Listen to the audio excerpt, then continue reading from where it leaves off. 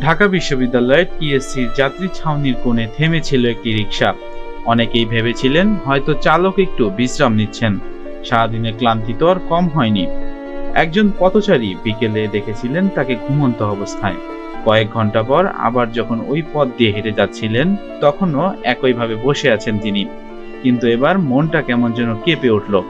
গায়ের ওপর হাত রাখতেই বুঝলেন ঘুমিয়ে নেই তিনি, ফিরে গেছেন না ফেরার দেশে। রিকশার ওপরেই মৃত্যু হয়েছিল তার, নীরবে, একা। হয়তো স্ট্রোক করেই শেষ নিঃশ্বাসটা ফেলেছিলেন। কোনো শব্দ নেই, কোনো আর্তনাদ নেই, শুধু এক টুকরো নিঃশব্দ বিদায়। পুলিশ ও বিশ্ববিদ্যালয়ের প্রটোরিয়াল টিম এসে মরদেহের দায়িত্ব নিয়েছেন। এখনো তার পরিচয় জানা যায়নি। মানুষের জীবন কতটা অস্থায়ী, কতটা অনিশ্চিত। হয়তো শুধু একটু বিশ্রাম নিতে চেয়েছিলেন, কিন্তু ভাগ্য তাকে চির বিশ্রামের দেশে পাঠিয়ে দিল।